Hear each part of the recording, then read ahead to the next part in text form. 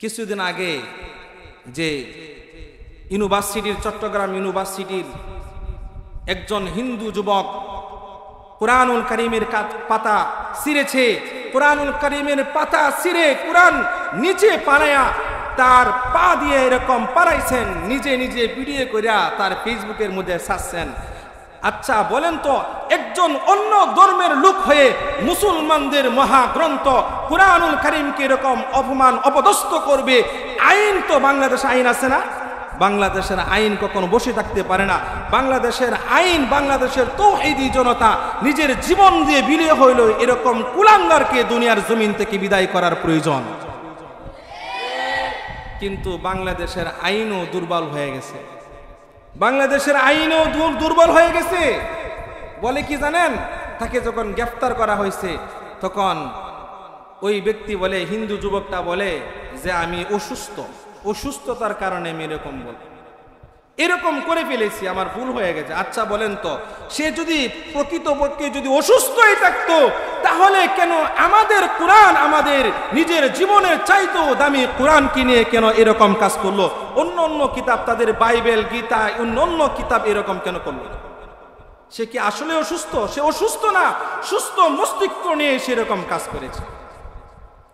সম্মানিত হাজিরিন, এরকম যারা করবে, এরকম মুসলমানদের মহাগ্রন্থ কোরআনকে নিয়ে যারা অপমান অপদস্থ করবে, আল্লাহকে নিয়ে যারা গালিগালাজ করবে, বিশ্ব নবী রাহমাতুল লিল আলামিনকে নিয়ে যারা গালিগালাজ করবে, মুসলমানের সন্তান কখনো ঘরে বসে থাকতে পারে না, প্রয়োজনে নিজের জীবন বিলিয়ে দিবে, তারপরও কুলাঙ্গারকে দুনিয়ার জমিন থেকে বিদায় করে দিবে, ঠিক কিনা? সম্মানিত হাজিরিন, যাই হোক, যেই কথা বলতেছিলাম, ইবাদতের মধ্যে শিরিক করা যাবে না, শিরিক মুক্ত ইবাদত বন্দেগী করতে হবে। শিরিক মুক্ত কি করতে হবে? ইবাদত বন্দেগী করতে হবে। শিরিক মুক্ত যদি আপনি আমি যদি ইবাদত বন্দেগী যদি করি, আল্লাহ রাব্বুল আলামিন আপনার আমার ইবাদতগুলো আল্লাহ রাব্বুল আলামিন কবুল করে নেবেন। সুবহানাল্লাহ।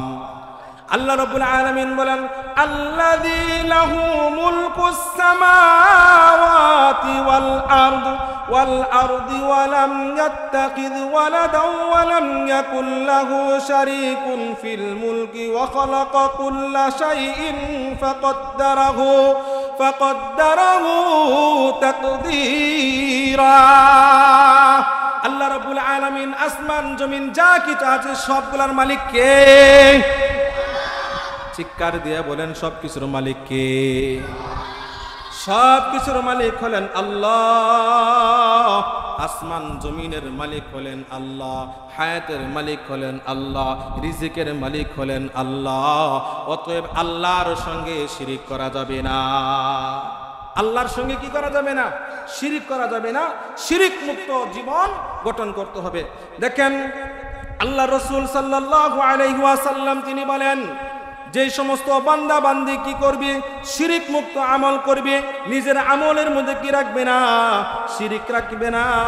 এই সমস্ত বান্দা বান্দিকে আল্লাহ রাব্বুল আলামিন কি দিবেন? জান্নাত দিবেন। আল্লাহ রাসূল সাল্লাল্লাহু আলাইহি ওয়াসাল্লাম বলেন, মান মাতা লা ইউশরিকু বিল্লাহি শাইআন দাখালাল জান্নাত। আল্লাহ রাসূল বলেন, কোন বান্দা বান্দি তার আমলের মধ্যে যদি শিরিক যদি না করে, শিরিক মুক্ত আমল যদি করে, দুনিয়ার জমিন থেকে বিদায় নিতে দেরি হবে। দাখালাল জান্নাত, সরাসরি আল্লাহর তৈরি জান্নাতের মধ্যে প্রবেশ করবে। সুবহানাল্লাহ। আর কারো বান্দা বান্দির যদি কোনো বান্দা বান্দি যদি শিরিক করে, তার আমলের মধ্যে যদি শিরিক থাকে, আল্লাহ রাসূল সাল্লাল্লাহু আলাইহি ওয়াসাল্লাম তিনি বলেন, মান মাতা ইউশরিক বিল্লাহি শাইআন দাখালান নার। কোন বান্দা বান্দি যদি শিরিক করে, তার আমলের মধ্যে যদি শিরিক থাকে, সে দুনিয়ার জমিন থেকে বিদায় নিতে দেরি হবে, আর আল্লাহর তৈরি জাহান্নামে যাইতে দেরি করবে না। এই জন্য শিরিক মুক্ত আমল করতে হবে। সকলে রাজি আছি তো? সম্মানিত হাজিরিন, দেখেন, শিরিক মুক্ত আমল গঠন করতে হবে। দুনিয়ার জমিনে অনেক ইহুদি, নাসরা, খ্রিস্টান, বৌদ্ধ রয়েছে, আবার অনেক নাস্তিক রয়েছে, নিজেকে মুমিন মুসলমান বলে দাবি করে, আবার কি করে? শিরিক করে। কি করে? শিরিক করে সংক্ষিপ্ত আকারে একটা ওয়াকিয়া ঘটনা বলে আমার আলোচনা ইতি টানবো। যে ঘটনাটা হলো যে খলিফা উমাইয়া ইবনে মাহদি, খলিফা উমাইয়া ইবনে মাহদির আমলে একজন খ্রিস্টান সে এরকম বলতে লাগলো, আল্লাহ বলতে দুনিয়ার জমিনে নাই। শুকর বলে নাউজুবিল্লাহ। আল্লাহ বলতে কোনো কিছু নাই। সে এরকম যখন বলতে লাগলো তখন খলিফা উমাইয়া ইবনে মাহদি সে এরকম ওই ব্যক্তিকে ডাকলো, ওই খ্রিস্টানকে ডাকলো, ওই নাস্তিককে ডাকলো। নাস্তিককে ডাকার পর জিজ্ঞেস করলো যে তুমি কি বলো, আল্লাহ বলতে নাই, এই কথা কেন বলো? তখন ওই নাস্তিক এই উমাইয়া ইবনে খলিফা উমাইয়ার দরবারে এসে বলে যে আমি বলেছি তো বলেছি, কেউ এরকম প্রমাণ করতে পারবে না যে আল্লাহ আছে, আল্লাহ দুনিয়া পরিচালনা করে। এবার খলিফা কি করলেন, তৎকালীন সময় বড় যিনি আলেম ইমামে আজম নু'মান ইবনে সাহাবের ইমাম আবু হানিফা রহিমাহুল্লাহ তাআলা আনহুর কাছে সংবাদ দিলেন। সংবাদ দিয়ে চিঠি পাঠাইলেন যে এইরকম এরকম কথা বলতেছে। তখন খলিফা এই যে চিঠি পাঠাইলেন, চিঠি ইমাম আবু হানিফা রহিমাহুল্লাহ তাআলা আনহু পাইলেন। এবার খলিফার সঙ্গে ওই নাস্তিকের একটা কথা হলো, চুক্তি হইল, দিন তারিখ ঠিক করা হইল যে অমুক দিন কি করা হবে। ওই নাস্তিক সে তার দলিল পেশ করবি, আর ইমাম আবু হানিফা রহিমাহুল্লাহ তাআলা আনহু তার দলিল পেশ করবি। সমস্ত দলিল ওই নাস্তিক খণ্ডন করে সে এরকম প্রমাণ করবি আল্লাহ বলতে নাই। নাউজুবিল্লাহ। এবার দিন তারিখ ঠিক হয়ে গেল। কি হয়ে গেল? দিন তারিখ ঠিক হয়ে গেল। যখন দিন তারিখ ঠিক হয়ে গেল, ঠিক হওয়ার পর এবার নির্দিষ্ট দিনে সমস্ত মানুষ এবার খলিফার দরবারে হাজির হয়ে গেলেন। কি? খলিফার দরবারে হাজির হয়ে গেলেন যে আজকা বহস দেখবে, আজকা নাস্তিকের বহস দেখবে, ইমামে আজম আবু হানিফার বহস দেখবে। সমস্ত মানুষ হাজির হয়ে গেলেন, ইহুদি, নাসারা, খ্রিস্টান, বৌদ্ধ, কাফের, মুসলমান সবাই হাজির হয়ে গেলেন, খলিফার দরবারে উপস্থিত হয়ে গেল। ধরেন টাইম ছিল রাতের 10টা, বোঝানোর জন্য বলতেছি টাইম কয়টা, রাত্রে 10টায় টাইম ছিল। এবার রাত্রে 10টায় যখন টাইম ছিল, সবাই আগে থেকে উপস্থিত, ওই নাস্তিকেও উপস্থিত। দেখা যাইতেছে যে রাতের 10টা টাইম ওভার হইয়া রাতের 12টা 1টা বেজে গেছে, তারপর ইমাম আবু হানিফা আসতেছে। এবার এই নাস্তিক খলিফা ডাক দিয়া বলে, খলিফা আপনি যাকে এখানে আসার কথা বলেছেন সে জানে আল্লাহ বলতে কেউ নাই, অতএব সে পরাজয় বহন করেছে। সে যদি এরকম দলিল যদি দিতে পারতো নিশ্চয়ই সে এখানে টাইম টু টাইম উপস্থিত থাকতো। এরকম নানান প্রকার গালাগালি ইমামে আজম ইমাম আবু হানিফা রহিমাহুল্লাহ তাআলা আনহুকে করতেছেন, নানান প্রকার গালাগালি করতেছেন। এবার খলিফা বলতেছেন আচ্ছা কিছু সময় অপেক্ষা করি। এমন করতে করতে করতে করতে রাতের 1টা বেজে গেছে। কয়টা বেজে গেছে? রাতের 1টা বেজে গেছে। যখন 1টা বেজে গেলেন, 1টা বাজার সময় এবার ইমামে আজম ইমাম আবু হানিফা রহিমাহুল্লাহ তাআলা আনহু এবার হাজির হয়ে গেলেন। এবার যখন হাজির হইলেন, এবার ওই নাস্তিক ইমাম আবু হানিফাকে বলতেছেন যে হুজুর আপনার দেরি কেন হইল, আপনার দেরি কেন হইল? ইমাম আবু হানিফা রাহিমাহুল্লাহ তাআলা দেরির কারণ বলতেছেন।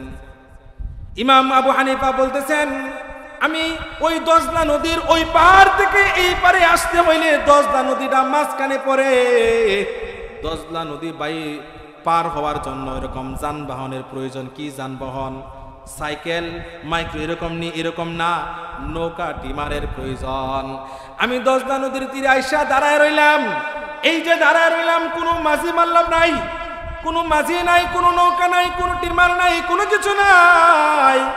আমি এই যে দাঁড়ায় রইলাম, অপেক্ষা করতেছি, কোনো কিছু পাচ্ছি না। দীর্ঘ সময় এদিকে তাকাই ওদিকে তাকাই, হঠাৎ করে দেখি দজলা নদীর মাঝখানে একটা গাছ, অটোমেটিকলি একটা গাছ হয়ে গেছে। অটোমেটিকটা গাছ হওয়ার সঙ্গে সঙ্গে গাছটা অটোমেটিক বড় হয়ে গেছে। আবার সঙ্গে সঙ্গে তাকায় দেখি অটোমেটিকলি গাছটা মোটা হয়ে গেছে। গাছটা মোটা হওয়ার পর গাছটা অটোমেটিক ডুম হয়ে গেছে। গাছ ডুম হওয়ার পর আবার তাকায় দেখি এমনি এমনি গাছ ডুম হয়ে যাওয়ার পর তক্তা হয়ে গেছে। এমনি এমনি তক্তা হওয়ার পর তাকায় দেখি তক্তাগুলা একটা আরেকটার সঙ্গে জোড়া লাগতেছে, তক্তা একটা আরেকটার সঙ্গে জোড়া লাগতেছে।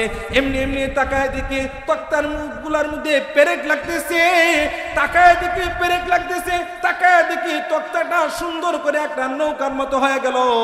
এমনি এমনি তাকায় দেখি তক্তার মধ্যে নৌকার মধ্যে আলকাতরা লেগে গেছে, নৌকাটা একেবারে কমপ্লিট হয়ে গেছে। আমি আবার তাকায় দেখি নৌকাটা কমপ্লিট হইয়া আমার কাছে আসলো, কোনো মাঝি নাই, কোনো ড্রাইভার নাই, কোনো কিছু নাই। আমার কাছে যখন আসলো আমি ওই নৌকার মধ্যে উঠে বসলাম। নৌকার মধ্যে উঠে বসার সঙ্গে সঙ্গে নৌকাটা অটোমেটিক ড্রাইভার ছাড়া, মাঝি ছাড়া আমাকে দজনা নদীর ওই পার থেকে এই পার পর্যন্ত পৌঁছায় দিছে। সুবহানাল্লাহ। ইমাম আবু হানিফা এই কথা বলার সঙ্গে সঙ্গে এই নাস্তিক ডাক দিয়া বলে, হুজুর এতদিন জানতাম আপনি একজন বড় আলেম, আপনি একজন জ্ঞানী, আপনি একজন পণ্ডিত, আপনি একজন বড় বুজুর্গ, কিন্তু আজকার আপনার এই সমস্ত আলোচনা শুনে বোঝা যাইতেছে আপনি নিষ্পাপ শিশু বাচ্চাদের মতো আপনি কথা বলতেছেন। ইমামে আজম আবু হানিফা রাহিমাহুল্লাহ তাআলা তিনি বলেন, আমি কেন ছোট বাচ্চার মতো কথা বলতেছি? নাস্তিক ডাক দিয়ে বলে, হুজুর অটোমেটিক তক্তা জোড়া লাগতে পারে না, অটোমেটিক নৌকা হইতে পারে না, অটোমেটিক নৌকা চলতে পারে না। এগুলা বানানোর জন্য একজন লোক প্রয়োজন, মিস্ত্রির প্রয়োজন, বানানে ওয়ালার প্রয়োজন। ইমামে আজম আবু হানিফা ডাক দিয়া বলে, এ ভাই তুমি যদি এই কথা বলো তাহলে আমি বলি সাধারণ একটা নৌকা বানানোর জন্য যদি বানানোওয়ালার প্রয়োজন হয়, সাধারণ একটা নৌকা বানানোর জন্য যদি বানানোওয়ালা প্রয়োজন হয়, মাঝির প্রয়োজন হয়, ড্রাইভারের প্রয়োজন হয়, তামাম পৃথিবী বিশ্ব জগৎ যিনি পরিচালনা করতেছেন, বিশ্ব জগৎ যিনি পরিচালনা করছেন, চালাচ্ছেন, তিনি হলেন আল্লাহ। তুমি বলো আল্লাহ কি বিশ্ব জগৎ পরিচালনা করার জন্য কি একজন এরকম ড্রাইভারের প্রয়োজন আছে কিনা? এরকম একজন লোক সৃষ্টিকর্তা আছে কিনা?